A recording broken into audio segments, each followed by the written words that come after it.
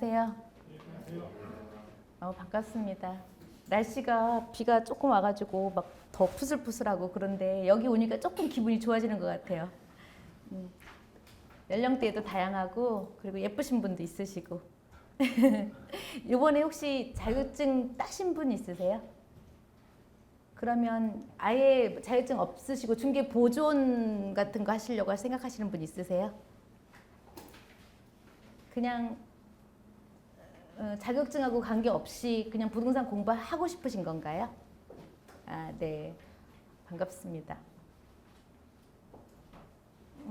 자리가? 네.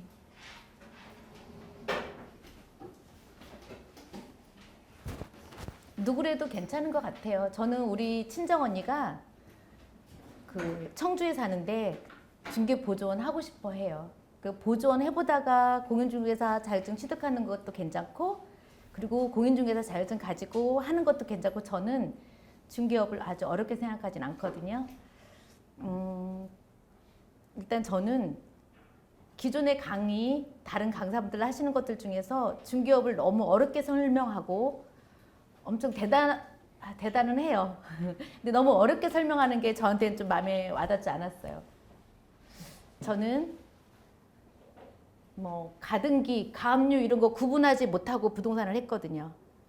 그래도 이제까지 자격증 한 번도 안 내리고 사업자 등록증 한 번도 안 내리고 18년 동안 부동산 하고 있거든요. 저 같은 여러분들하고 그냥 이야기하고 그냥 제가 했었던 대로 편한 대로 그런 부동산을 이제 이야기해보고 싶은 생각이 들어서 이렇게 강의를 하게 됐습니다. 저는 어쨌든 부동산을 이렇게 여러 개, 여기 보시면 여러 개 했어요. 지금까지 하고 있고요. 그리고 지금 공인중개사 대상으로 강의하고 현재는 그냥 박사과정 중에 있어요. 그런데 제가 부동산을 여러 개 했지만 제가 부동산을 망해서 여러 개 하게 됐을까요?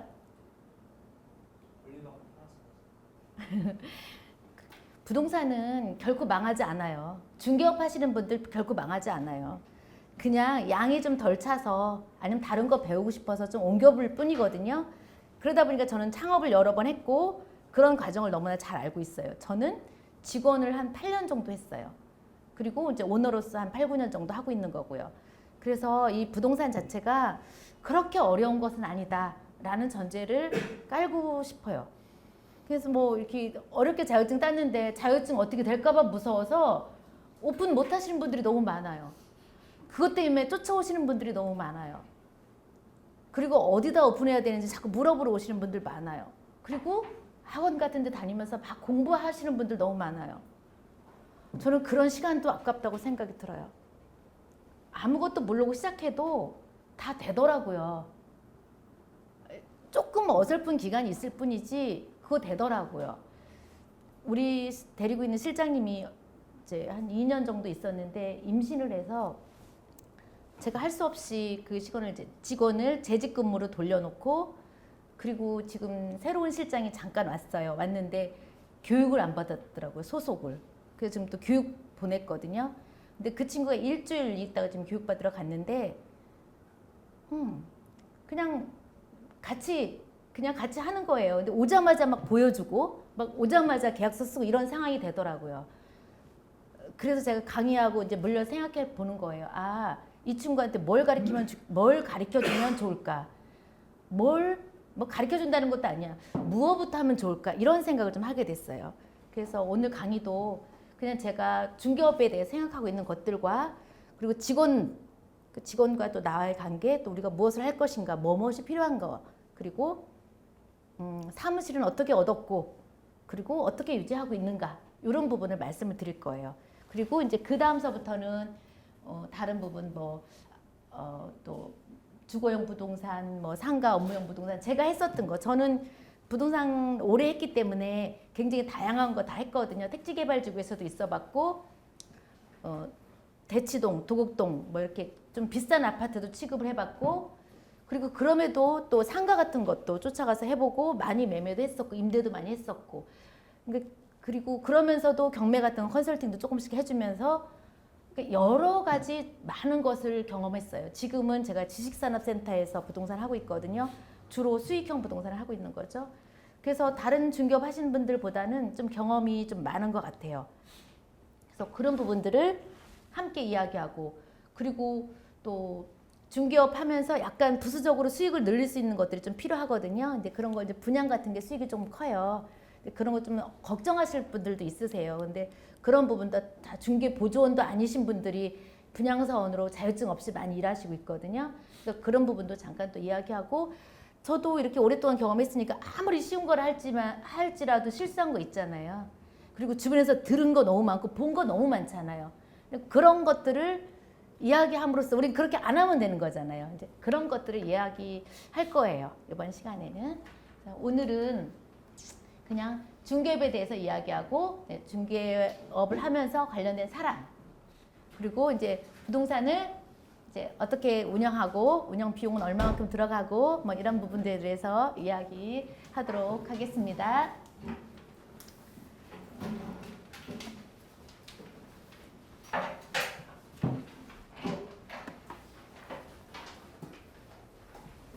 제가 자격증을 따가지고 나오니까요, 어디로 가야 될지 되게 고민이 되더라고요. 무엇을 해야 될까 되게 고민이 되더라고요. 근데 전 자격증 따갖고 나오자마자 바로 오픈을 하게 됐어요. 근데 제가 12회니까 무진장 오래됐을 때죠. 근데 제가 혼자서 오픈한 것이 아니고, 지금도 그렇게 많이 하지만 이제 동업을 하게 된 거예요. 어떤 나이 드신 분이 자격증을 같이 공부했는데 못 따셨어요. 그래서 그분이 돈을 내서 사무실 열게 되고, 네가 다 알아서 해라. 네 자격증으로 네가 다 알아서 해라. 이렇게 해서 사무실을 열게 됐어요. 정말로 어디를 갈까를 되게 고민했어요. 그분이랑 저랑 어디 가면 돈을 벌 수 있을까 되게 고민했어요. 사실 아까 말씀드렸듯이 저는 가압류, 가등기도 구분하지 못했어요. 저는 시험 볼 때 굉장히 학원을 열심히 다니면서, 우린 그때 동영상 강의 없었거든요. 열심히 공부했지만 다 외웠어요. 외울 수밖에 없었어요. 뭐가 뭔지 모르고 다 외웠어요. 그렇게 해서 모의고사 보고 이렇게 해서 합격을 간신히 한 거잖아요. 그래서 모르는 게 너무 많았어요. 실무에 대해서는. 그런데 정말 무엇을 해야 될지 고민이 됐어요. 제가 집이 면목동이었었는데 거기 그분도 면목동이었어요. 근데 그때 생각에 너무 거기가 좀 작아 보였어.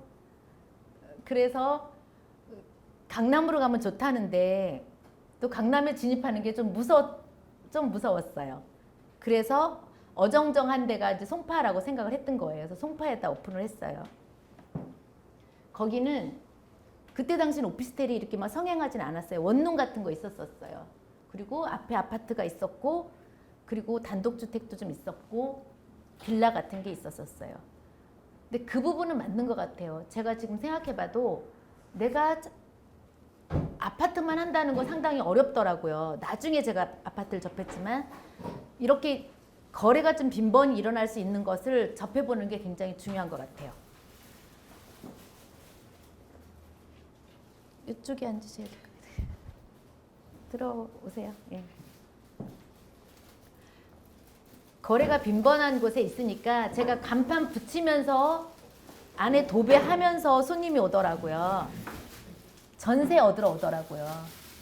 근데 제가 전세 얻으러 왔을 때 물건도 하나도 없고 뭐 간판 붙이고 도배하고 막 이럴 때였으니까 이제 집기 테이블은 있었거든요. 그래서 그 손님을 무작정 달고 제가 동네에 아는 언니가 부동산을 하고 있어서 거길 찾아갔어요. 그래서 그 언니 부동산에 있는 물건을 보여주면서 제가 첫 계약을 했어요. 그런데 지금 제가 이 말씀드리는 게 이 자주 손님이 금방금방 오고, 그 손님을 첫 손님도 저는 놓치지 않고 돌아다녔었거든요. 막 돌아다니면서 물건 보여주고 5천만 원짜리 계약서를 썼어요. 그게 빌라 같은 거였, 아니 원룸이었었어요. 근데 그 후로 거기서 있어 보니까 빌라나 원룸 같은 거는 계속 꾸준히 오더라고요. 그리고 가끔 사무실 같은 거 찾으러 오면 잘 몰라서 못 하겠는 거야. 근데 잘 모르면 패스하면 되지 뭐. 잘 모르면 패스하면 돼요. 그런데 이렇게 손님이 온다는 것 자체가 되게 저한테는 고맙게 느껴졌고, 그걸로 계약서를 쓰니까 되게 이제 기분이 좋았고, 제가 쓴 것이 아니고 주변 부동산에서 공동주계를 쓰게 되는 거예요. 그래서 지금까지 말씀드린 것처럼 그냥 내가 아무것도 모르고 그냥 문 열어도 일은 돼요. 부동산이 그래요. 너무 많이 배우러 다니고 어디 가서 학원 가서 또 듣고 또 여기 막 몰려다니고 그리고 공부하러 다니는 사람들은 1년 내내 공부만 하러 다녀요. 그리고 안 들은 거 없이 다 섭렵해. 이거 해? 너 이거 들어봤어? 이 강사 들어봤어? 강사 이름을 유명 강사 이름을 다 꿰고 있어. 그렇게 할 필요가 없어요. 그냥 열어도 그냥 내가 보조원으로 취직을 해도 내가 그냥 소속으로 취직을 해도 그냥 내가 오픈을 해도 사람은 만나게 되어 있고 계약은 쓰게 되어 있어요. 그런데 나중에 아파트를 하게 됐는데 아파트는 조금 어렵더라고요. 저한테는. 근데 아파트도 마찬가지예요. 내가 아파트 대치동에서 있었는데 손님 왔어. 손님 오면 어떡하죠? 저 물건이 없는데 이거잖아요. 없잖아요. 그래서 오시면 저는 우리 이번에 실장님한테도 주변 부동산들 전화번호 그리고 실장님들 전화번호 그걸 먼저 넘겨줘요. 나중에 또 얘기하겠지만 그런 거 조금 알고 있으면 그중에 어디서라도 그 손님 데리고 계약서 써줍니다. 지금 우리 동네는 원룸 같은 거 하는데 부동산들이 이렇게 차로 픽업을 와요. 저희들 사무실 같은 게 많고 사무실 직원들 중에서 원룸 얻으러 오는 애들 있잖아요. 그럼 우리는 원룸까지 가기가 귀찮고 물건 조사하는 것도 귀찮아. 우리 주변에 있는데도 불구하고 사무실 위주로 하니까 그거 하기 싫어. 근데 주변에 원룸 부동산들은 손님이 귀하잖아요. 그러니까 그런 데서 사장님 손님 좀 보내주세요. 이렇게 하고 손님만 연락만 주시면 차로 데려갈게요. 이렇게 하거든요. 그럼 원룸 손님 딱 받아서 어디까지 부동산까지 데려다 주든지 전철역 앞에서 픽업을 하게 하든지 이렇게 하고 나서 그냥 보내요. 그럼 그 부동산에서 다 계약서 쓰고 우리 보고 공인중개사가 너라고도 안 해요. 다 쓰고 그리고 중개 보수 받으면 딱 보내줘요. 이렇게도 할 수 있어요. 그래서 배우는 거에 너무 연연해 하지 않고 그냥 부동산 오픈해도 돈은 번다. 이렇게 생각하시면 될 것 같아요. 물론 이거 말고 주택 말고 이렇게 상가나 토지, 공장, 뭐 재건축 재개발 굉장히 많아요. 부동산 종류는 너무 많아요. 우리가 부동산 하면 중개는 엄청 큰 부동산의 중개는 요만큼이에요. 막 국토부 같은 데서 보면 하는 거 굉장히 많잖아요. 근데 우리가 중개업은 별로 쳐주지 않아요. 요만큼이야. 근데 그 요만큼에 우리가 또 파트가 이렇게 막 나눠져 있어요. 그걸 우리가 하는 거예요. 정말로 고민이 되시겠지만 지금도 제가 말씀드리는 건 정말 부동산 어려운 거 아니니까 어디로 가서 무엇을 할까 그렇게 고민하지 마시고 내가 여기서 평생 묻을 것이라고 생각하지 마시고 옮길 수 있어요. 거기서 일을 어느 정도 하다가 이게 딱 차고 나와야 되는 때가 있어요. 그 동네가 좁게 느껴질 때가 있어요.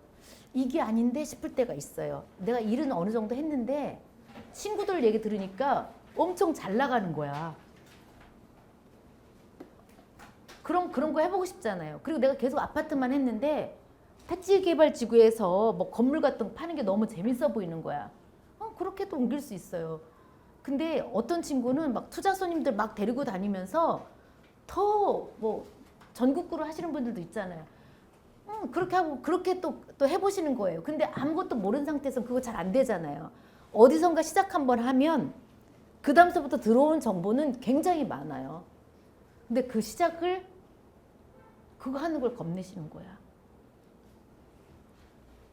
그 어떤 분들 제가 보니까 제가 이번에 우리 실장이 이제 임신을 해서 직원 공고를 냈잖아요.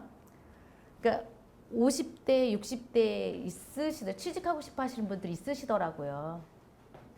근데 이제 오너가 50대 정도 되면 더 올드 하신 분들 좀 덜 쓰잖아요. 사실이 그래요. 아무래도 좀 젊은 층을 좀 쓰게 되죠. 그래서 저는 그냥 오픈하라고 말씀드려요. 실장 데리고 실장 인수하면 되잖아. 아니면 그냥 실장 뽑아서 그냥 해도 실장도 그 점 모르면 또 공동중개하면 돼. 그러니까 그런 걸 두려워하지 말라고 말씀드리는 거거든요. 근데 그거 아니면 몇 분이 있잖아. 네 분, 뭐 세 분, 네 분, 다섯 분이 그냥 합동사무실 하세요. 그런 거 할 수 있는 데도 또 있어요. 저희 동기는 강남에서 부동산 하는데 이렇게 자격증 있는 사람은 자격증 있는 사람대로 책상 하나 빌려서 하고요. 없는 사람은 없는 사람대로 책상 하나 빌려서 자기 자격증 있는 사람들을 거기다 걸고 없는 사람은 그 다른 분 자격증으로 이렇게 하고 이런 거 해요. 그렇게도 하셔도 되잖아요. 그러니까 뭐 그냥 여기서 공부하시고요. 모르시는 거 있으면 전화하면 제가 알려드릴게요. 그냥 창업하셔도 돼요. 그리고 이게 아까도 말씀드렸지만 무진장 어려운 게 있는 건 아니에요. 하면서 물어보면서 하는 게 그게 도움이 많이 돼요. 제가 부동산 저는 이제 송파에서 하다가 한 번 또 옮겼어요. 옮겼는데 저하고 같이 공부하신 분이 강남에 아파트 단지 딱 입구에다가 부동산 오픈을 한 거예요. 그분도 한 번도 경험 없어요. 자격증만 따자마자 바로 오픈한 거예요. 저는 직원으로 하고 있는데 그분은 이제 오너가 된 거예요. 전화를 얼마나 많이 하는지 제가 조금 더 많이 써봤다고 자꾸 물어보시는 거예요. 근데 그분이 지금까지 그 부동산에서 지금까지 하고 계시니까 18년 동안 하고 있는 거예요. 그분도. 군인이셨던 분이 그냥 하시는 거예요. 지금은 저한테 안 물어봐요. 1년에 한 번이나 물어볼까? 그래서 부동산은 어려운 거 아니다. 라고 말씀드립니다.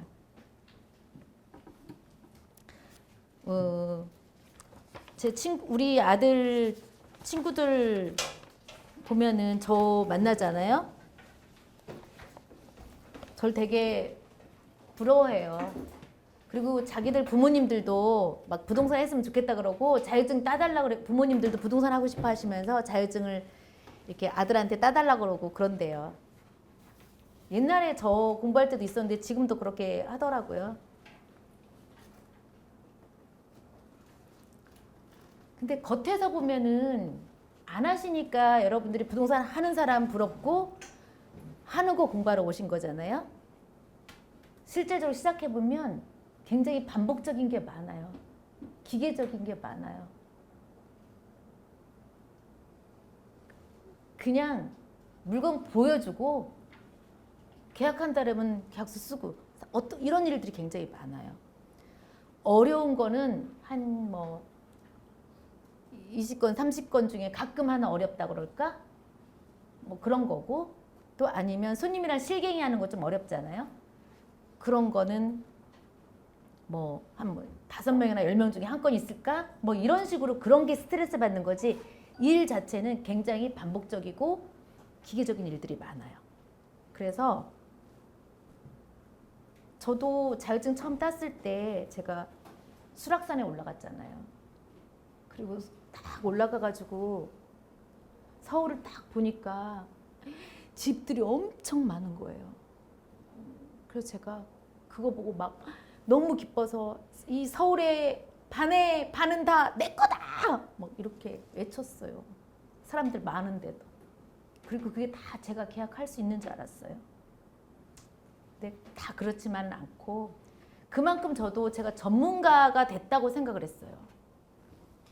근데 전문가는 아니고 그래 전문가는 아닐 수도 있지. 뭐 중간 정도 준전문가 정도 되는지 알았어요. 그 정도는 될 수도 있어요. 근데 일은 그거보다 더 단순한 일들이 많아요. 그래서 제가 오늘도 제가 음마 아파트에 아는 언니하고 통화를 했는데 제가 예전에 오픈할 때 도와준 언니거든요. 지금까지 그 자리에서 그대로 하고 있어요. 공부하러 가야 되겠대요. 거기서 오랫동안 그 일만 하다 보니까 머릿속에 들은 게 없대요. 그냥 손님 오면 집 보여주고 계약서 쓴 것밖에 없대요. 다른 동네를 알기를 하나, 다른 일을 알기를 하나, 아무것도 아는 게 없다고 자기를 생각해요. 우리가 볼 때 거기서 부동산 하는 사람들이 굉장히 전문적이어 보이고 전문성 있어 보이고 멋있어 보이고 부럽고 하지 실상 그 자리에 들어가면 우리가 똑같아요. 그래서 뭐 시작할 때 전문성 있는 일, 내가 전문가로 성공할 거야 이런 거 좋습니다. 근데 두렵고 어렵게 생각하지 않아도 된다는 것. 네. 이해 가세요? 너무 쉽죠? 진짜 쉬워요. 그런데 자격증이, 저는 자격증이 있잖아요. 가끔씩 이게 짐이 될 때도 있어요. 가끔씩. 실제로 자격증 없으면서 돈 많은 사람. 그리고 자격증 없으면서 용감한 사람. 그리고 자격증 없으면서 열심히 하는 사람. 이런 사람이 부동산 제일 잘해요. 공인중개사가 제일 잘해야 되잖아요. 공인중개사도 잘하는 사람 엄청 잘하죠. 당연히 뭐 있으면 잘해야 되는 거죠. 근데 좀 많은 제약이 따라오더라고요. 그게 있어야지만 부동산 오픈한다는 거는 맞는데 어렵게 따고 한번 새로 따려면 운전면허증 같은 건 새로 따기가 한 1년 있다 따도 많이 안 잊어버리잖아요. 이렇게 안 잊어버리죠. 그냥 몸에 다 배어 있잖아요. 몸으로 하는 것들은 다 몸으로 배어 있어요. 근데 공인중개사 자격증은 다시 공부한다는 건 엄청나잖아요. 전 다시 시험 보면 분명히 떨어질 거예요. 그죠? 저 떨어져요. 벌써 몇 년 전이야. 전 떨어집니다. 그래서 저는 그거 떨어지지, 그러니까 그 자격증 없어지면 큰일 나요. 업무 정지나 뭐 이런 거 취소당하면 큰일 나요. 거기에 묶여 있잖아요. 근데 분양하는 사람들이나 무등록 중개업자들 많잖아요. 자격증 없고 돈만 있으면 할 수 있는 것들 많이 있어요. 찍기도 할 수 있죠. 뭐 손님들 데리고 같이 투자도 할 수 있죠. 그것도 막 열심히 하면, 자격증이 없기 때문에 더 열심히 한다고 생각하면 정말 잘할 수 있어요. 근데 우리는 자격증이 있는 거 어떻게 될까 봐 더 못하고, 근데 실장님들 자격증 걸으라고 하면은 막 부들부들 떨어요. 사고 날까 봐. 마음은 이해가 가요. 근데 우리가 그냥 마음에 부담이 된다는 거죠, 사실. 근데 실은 사고는 별로 안 나는데 없는 사람들보다는 솔직히 조금 그런 부분에 대해서 걱정을 하는 분들 너무 많이 봤고, 걸으라고 하면 대부분 안 걸어요. 그런 경우가 많이 있더라고요. 그래서 자격증은 꼭 필요하지만 한편으로는 또 족쇄가 된다고, 뭐 저도 그랬고 또 느껴지게 됩니다. 왜냐하면 이렇게 자격증 없는 분들이 다운계약서 같은 거 더 많이 쓰시고 피거래 많이 하시고 그렇게 하시더라고요. 우리 공인중개사들은 그런 거 못 하시잖아요. 잘 할 수 없고.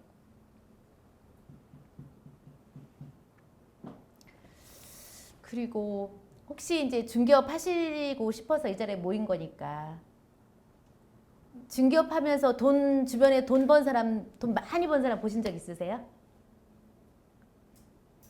선생님 있으세요?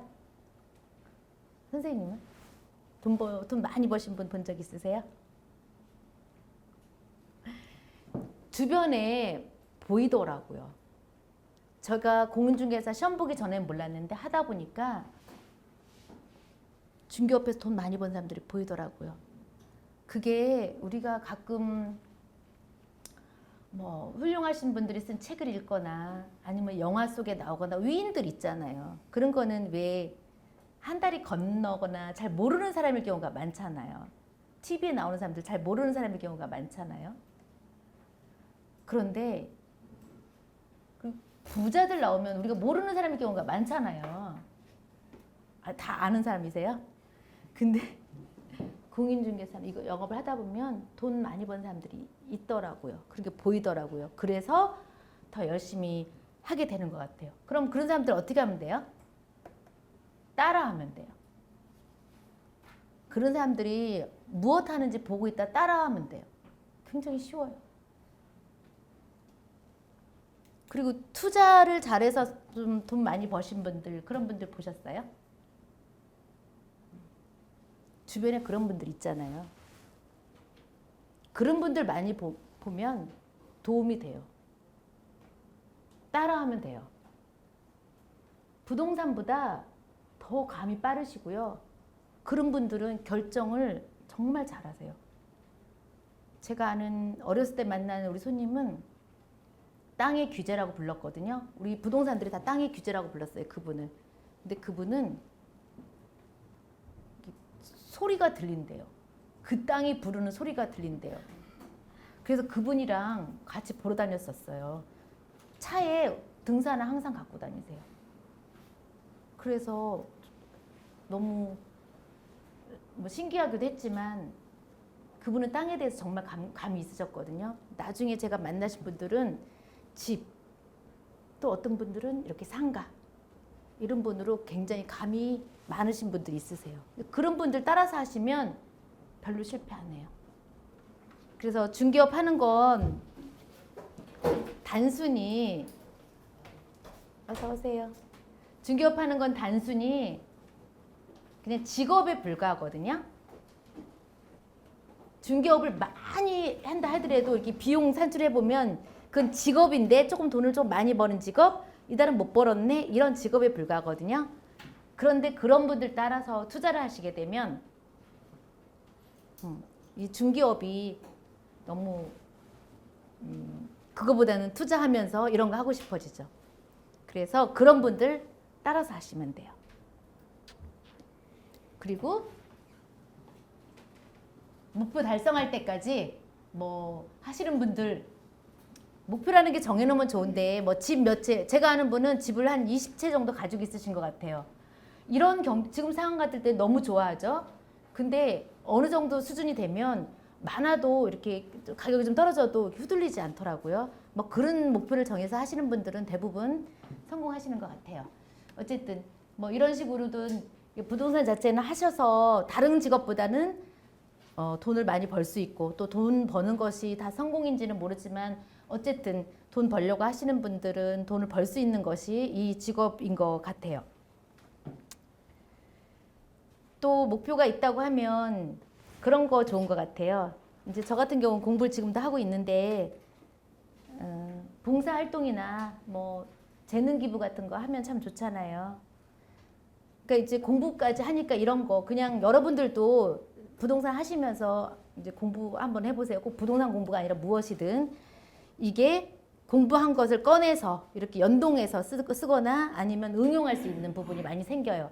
제가 아는 분들은 이렇게 IT 산업, 뭐 사업 같은 거 하셨던 분들 있잖아요. 그런 인맥들을 활용해서 부동산 잘 하시는 분들도 있으세요. 그리고 또 제가 또 잘 아는 분은 부동산 하시는데 그 손님들 오면 명함을 먼저 이렇게 딱 쳐봐요.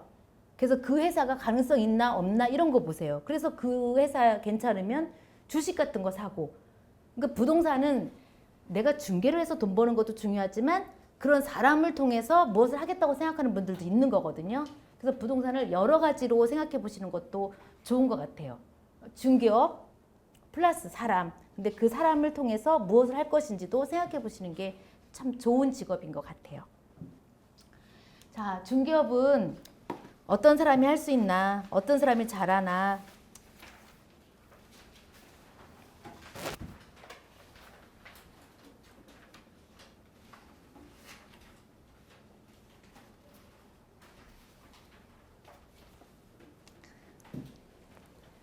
여러분들이 보실 때 저는 중개업을 잘할 것 같아요?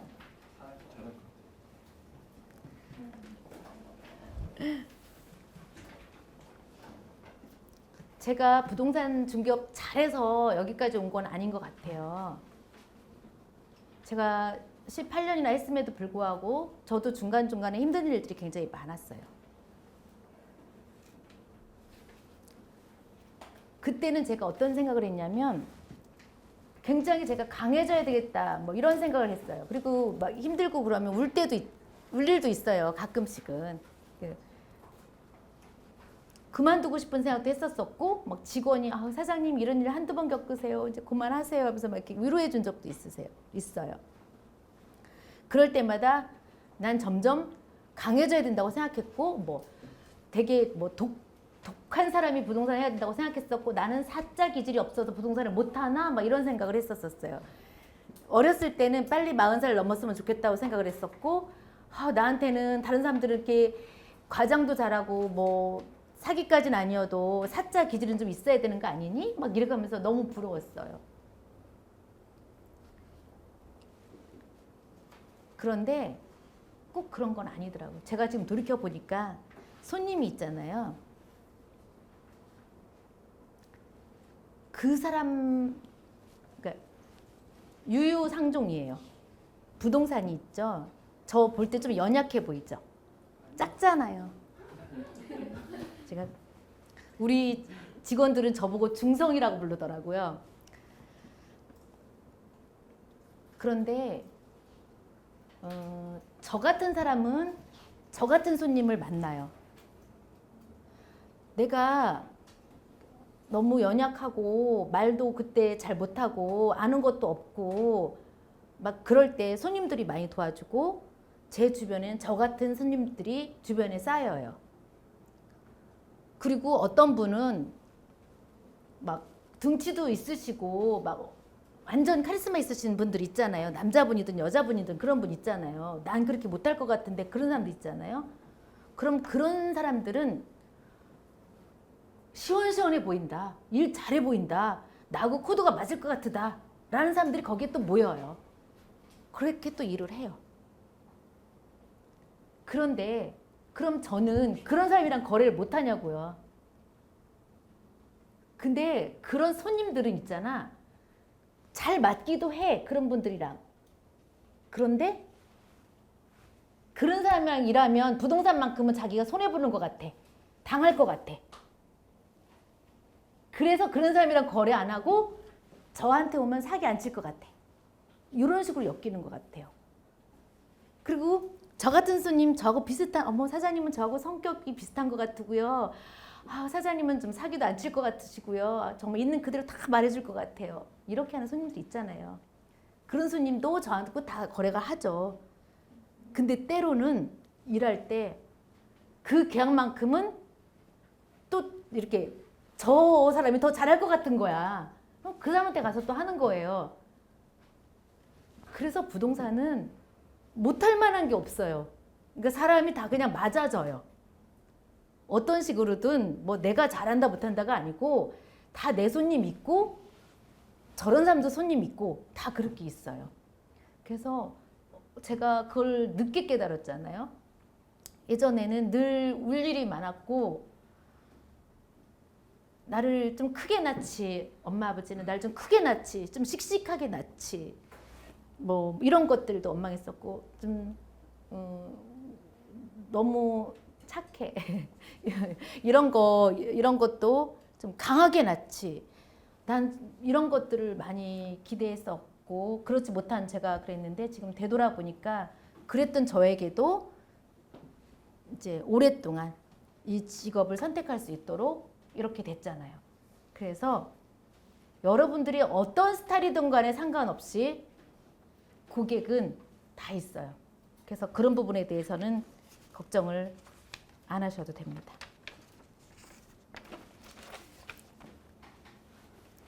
보통은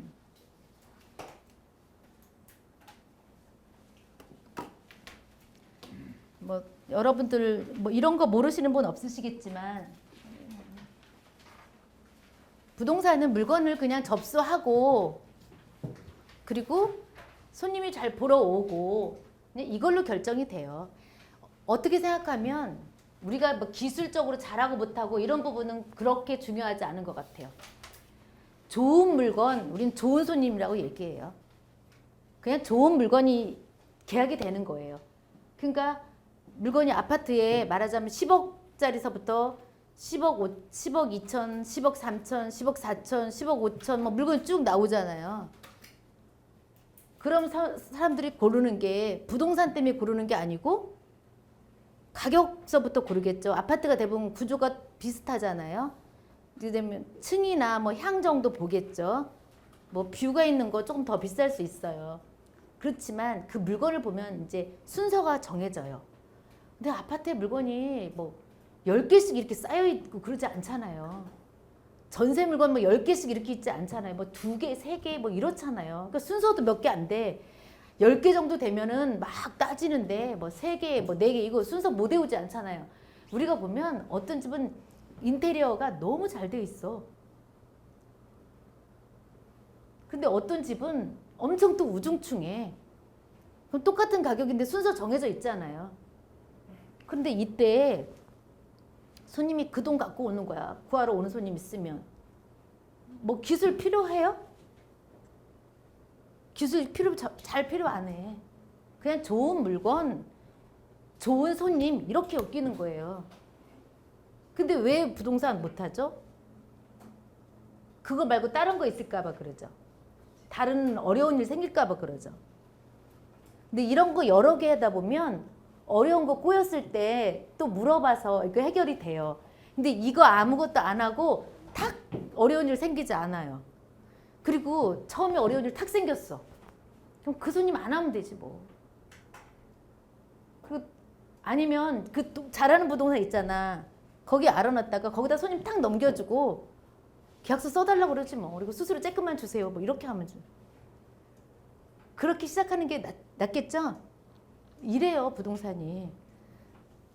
단지 접수 받을 때 조금 이제 잘해야 된다고 하면 접수 받을 때 잘 받는 거 좀 중요해요. 그 제가 예전에 택지 개발 쪽에서 일했던 적이 있었는데 우리 사장님이 그 동네에서 일을 제일 잘했어요. 여자분이었는데. 그래서 제가 그 사장님한테 뭐라고 얘기했냐면 월급 안 받을 테니까 사장님 데리고 있는 직원이 그만두면 저 좀 써달라고. 무진장 오래된 얘기 같으죠. 진짜로 저 그렇게 얘기했어요. 제가 사장님 찾아가서 사장님하고 일하고 싶으니까 지금은 안 되니까 사장님 직원이 그만두면 저 좀 써주세요. 그랬더니 정말 그 직원이 언젠가 그만뒀어요. 그래서 제가 그 사무실에 취직했어요. 그리고 이렇게 원룸 같은 거, 투룸 같은 거 열심히 보여줬어요. 아주 열심히 보여주면서 그러니까 사장님이 접수를 잘 받으시더라고요. 그리고 저한테 얘기했어요. 성자야, 손님한테 접수 잘 받는 게 중요하다. 그게 그 사장님이 일 잘한 이유였어요.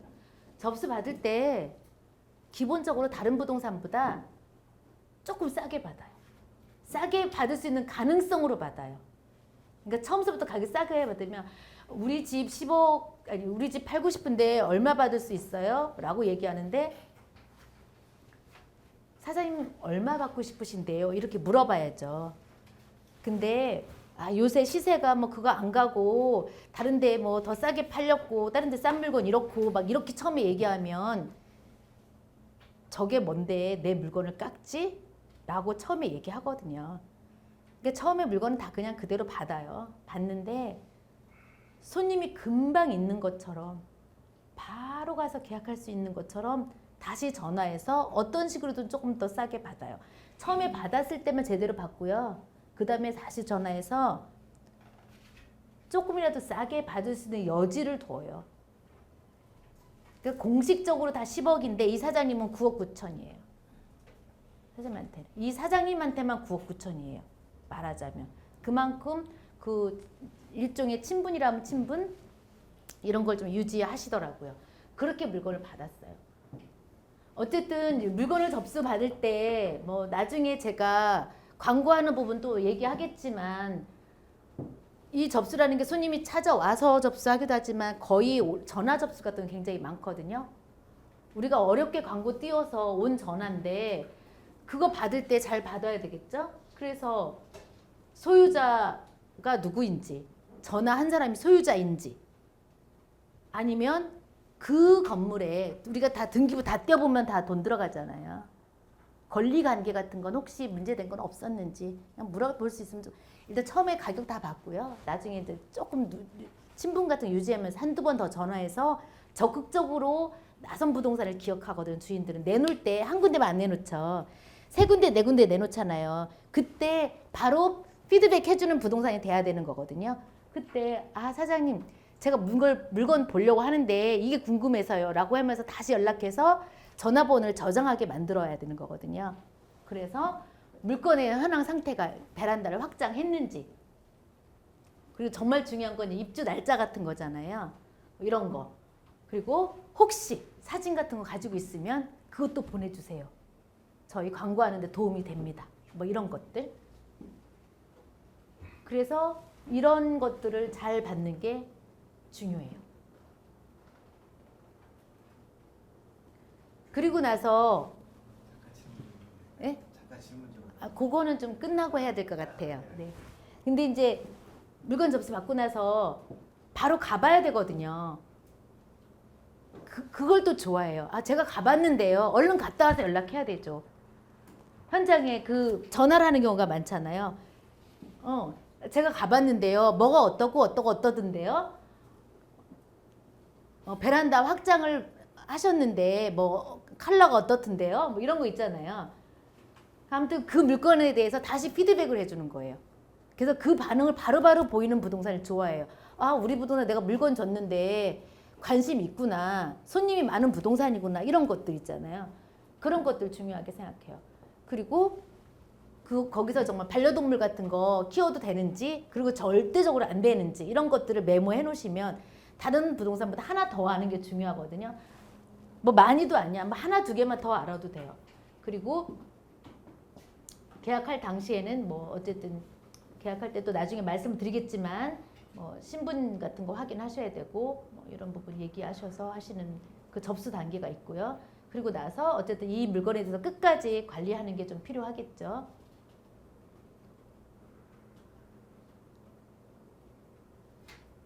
부동산이 많고 많은 중에 해필면 이 부동산으로 전화를 걸었는데 이 부동산에서 물건을 어떻게 접수받느냐, 그게 굉장히 중요하다. 우리가 공동중개를 하잖아요. 내가 이제 물건 접수받아서 한쪽이야. 내가 한쪽이야. 근데 다른 부동산에서 마침 전화가 왔어요. 똑같은 물건을 1001호를 A 부동산에서도 보여주고 우리 B 부동산도 가지고 있어요. 근데 이제 친한 실장님이나 친한 사장님이 전화했어요.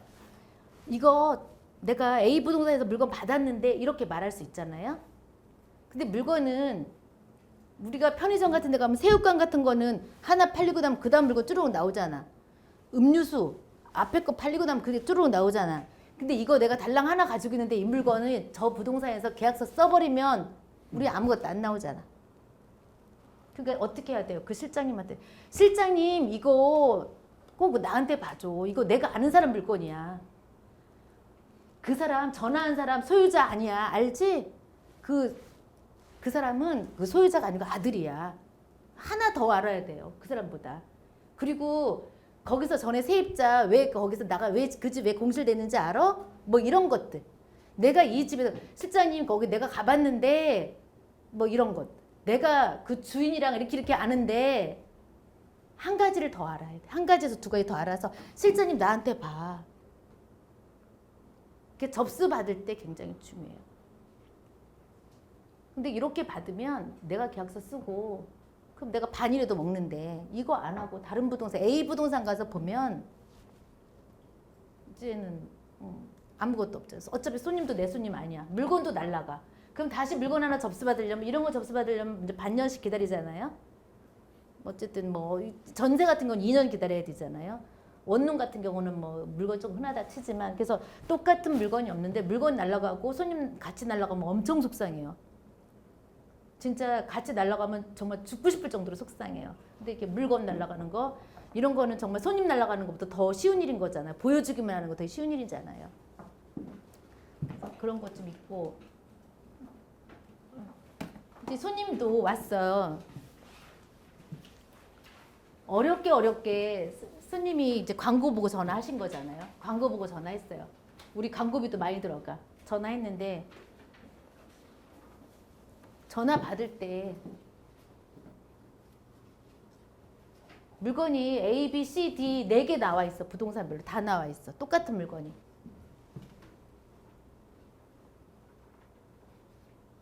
손님한테 언제 오라 그러는 게 좋아요? 네. 당장. 맞아요. 내일 온다고 하면 내일 가장 빠른 시간에. 시간은 빨리 잡는 게 우선이야. 빨리 안 잡으면 앞에서 다 보고 와. 다른 부동산에서 보고 와.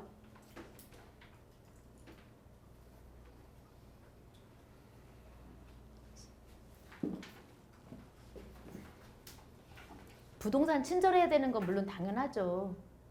친절해야 되는 거 당연해. 그런데 물건이 없으면 그거 안 되잖아. 물건 작업 잘 해놔야 되잖아. 손님은 오는데 보여줄 게 없어. 그러니까 아침에 실장님들 출근하면 물론 뭐 공동중개망 같은 거 물론 있지만 물건 다 확인해 놓는 게 제일 중요하죠. 내가 지금 팔 물건이 무엇이고 임대로 나갈 물건이 무엇이고 앞으로 뭐 지역적으로 나중에 보면은 또 이제 필요한 부분이 있겠지만 그냥 단순하게 생각할 때는 내가 지금 거래할 수 있는 게 무엇인지 알고 있는 게 중요하죠. 그 물건을 안 봐도 아는 사람이 있는데 물건은 다 또 틀려요. 그래서 되도록이면 다 봐놓고 물건을 잘 알고 있어야 된다는 부분이 중요하죠. 물건을 볼 때 어떤 집을 먼저 봐야 되는지도 계산해야 되죠.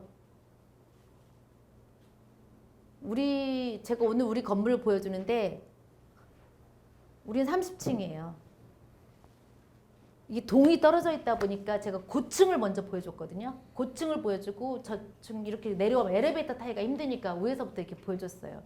근데 제가 동이 다른 걸 하나 보여주게 됐어. 근데 구조는 이쪽에 마음에 들고 뷰를 여기서 눈을 벌 25층이니까 뷰가 엄청 좋았거든요. 이런 거 계산해야 돼요. 근데 저는 원래 조건이 방 2칸짜리를 원했기 때문에 이쪽을 뺐었던 거였거든요. 근데 설명하다 손님이랑 자꾸 대화하다 보니까 이게 자꾸 걸리는 거야. 그래서 얘를 좀 보여줬더니 역시나 여기에 딱 걸리더라고요. 그래서 이 사람을 제가 처음부터 잘 알았으면 25층을 안 보여줬을 거야. 빼고 보여줬어야 돼. 그럼 이거 바로 계약해. 근데 이 사람은 계약한다고 계좌까지 받았는데 결국 내일 계약한대요. 왜 내일 계약하느냐? 다 조건 다 좋은데 뷰가 너무 좋았던 게 자꾸 눈에 걸리는 거야. 그래서 내일 한 번 더 본대요. 부동산 입장에서 쉽게 계약할 수 있는 거를 놓친 거죠. 그래서 그 손님한테 보여줄 걸 리스트를 잘 짜가지고 그 동선을 잘 정해야 돼요. 차량 운행하시는 분들 있잖아요. 차로 도를 때 그걸 잘 정하셔야 돼. 그래서 순서대로 보여주고 손님한테 보여준 걸 리스트 해주고 그래서 계약할 수 있도록 하시면 됩니다. 보여줄 때 또 그런 거 잘해야 돼요. 내가 우리 부동산에서 보여줬는데 비어있는 집이야. 비밀번호 받았어. 문단속, 뭐 손님이 뭐 화장실 갔다 온 거, 불을 켜고 나온 거, 부동산 욕먹지 않게 그런 거 잘해야 되고 무엇보다 잘해야 되는 게 손님이 여러 명이 움직이는 경우도 있어요. 막 단체로 오는 경우도 있어요. 왜 신혼부부들 오면은 막 애기 없고 신우도 따라오고 시어머니도 오고 막 많이 오잖아요. 그런 사람들은 좀 순수하긴 한데 그거 말고 나쁜 사람들도 있을 수 있어요. 그래서 고가주택 같은 거 할 때는 없어지는 경우도 있어요. 물건.